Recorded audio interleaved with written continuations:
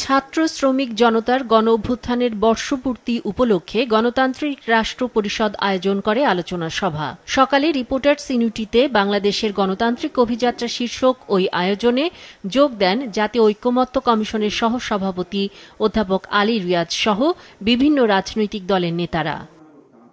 জুলাই আগস্টের গণ অভ্যুত্থান পরবর্তী মব সহিংসতা, চাঁদাবাজি সহ বিভিন্ন অনিয়মের কথা উল্লেখ করে উদ্বেগ প্রকাশ করেন বক্তারা। হতাশা জানিয়ে বলেন, নানা মতাদর্শের রাজনৈতিক দলগুলোর মধ্যে বিভিন্ন ইস্যুতে ঐকমত্য হচ্ছে না। প্রফেসর আসিফ নজরুলকে দেখলাম স্ট্যাটাস দিয়েছেন, কঠোর ব্যবস্থা নেওয়া হবে। সারা বাংলাদেশে প্রতিদিন চাঁদাবাজি হচ্ছে, কঠোর ব্যবস্থা নিচ্ছেন না কেন? নাকি একটা ইট দিয়ে মাথা থেতলে রক্ত বেরিয়ে আমার দেশের অস্তিত্ব বিনাশ না হওয়া পর্যন্ত আপনাদের হৃদয়ে কম্পন ধরে না? সরকার কার্যকরীভাবে রাজনৈতিক দলগুলোর সমর্থনকে তারা কাজে লাগাতে পারেনি, বরঞ্চ প্রথম মুহূর্ত থেকেই তারা একটা বিশেষ পক্ষ অবলম্বন করতে যেয়ে সন্দেহ অবিশ্বাসের জন্ম দিয়েছেন, আরও ভাগ বিভাগের জন্ম দিয়েছেন এবং এক ধরনের পক্ষপাত দুষ্ট ভূমিকার কারণের জন্য আমরা যেখানে আরও ঐক্য সংহতি বোঝাপড়া তৈরি করব, তার পরিবর্তে এখানে বিপরীতটা সংগঠিত হয়েছে। সংস্কারের বিষয়ে যেটুকু ঐকমত্যে আসা গিয়েছে তার ভিত্তিতে দ্রুত নির্বাচন দেওয়ার দাবি করেন বিএনপি নেত্রী ব্যারিস্টার রুমিন ফারহানা। সমালোচনা করেন আইনের শাসন প্রতিষ্ঠায় সরকারের দুর্বলতার বিষয়ে। বাংলাদেশে একটা নতুন সংস্কৃতি তৈরি হয়েছে, মবক্রেসি। টাকার বিনিময়ে 10 জন 20 জনকে ভাড়া করে এইভাবে মব তৈরি করা হয়। আজকে সোহাগের হত্যাকাণ্ড নিয়ে অনেক কথা হলো।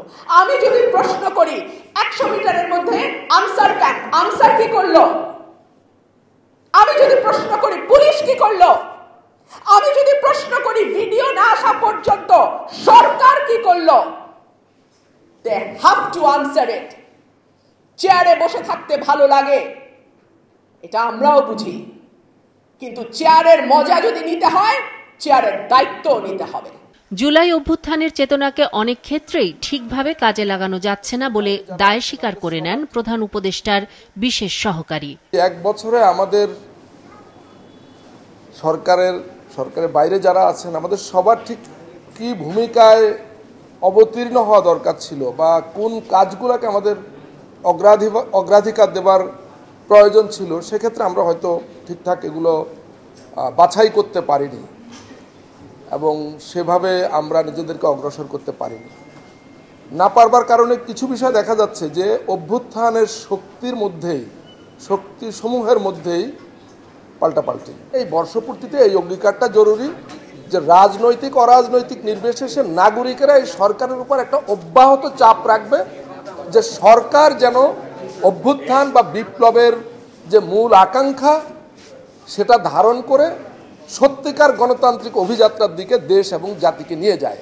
এই সরকারের আকাঙ্ক্ষা একটি জবাবদিহিতার সংস্কৃতি তৈরি করা উল্লেখ করে অধ্যাপক আলী রিয়াজ রাজনৈতিক সংস্কৃতি পাল্টানোর উপর জোর দেন। আপনার রাষ্ট্রের কাঠামোর ব্যাপারে প্রশ্ন তুলছেন, আপনি কি দলের কাঠামো নিয়ে প্রশ্ন তুলছেন? অব্যাহত থাকবে একই কাঠামো।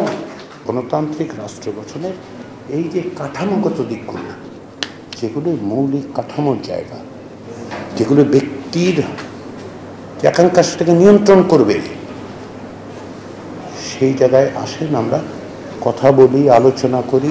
যতটুকু ঐকমত্য হবে সেই ঐকমত্যের একটা লিগ্যাল বাইন্ডিং তৈরি করতে হবে। গণতন্ত্রকে একটি প্রাতিষ্ঠানিক রূপ দিতে দেশ ও জনগণের স্বার্থে সবাইকে ঐক্যবদ্ধভাবে কাজ করার আহ্বান জানান তিনি। ইবতিসাম নাসিম মৌ, মাছরাঙা সংবাদ, ঢাকা।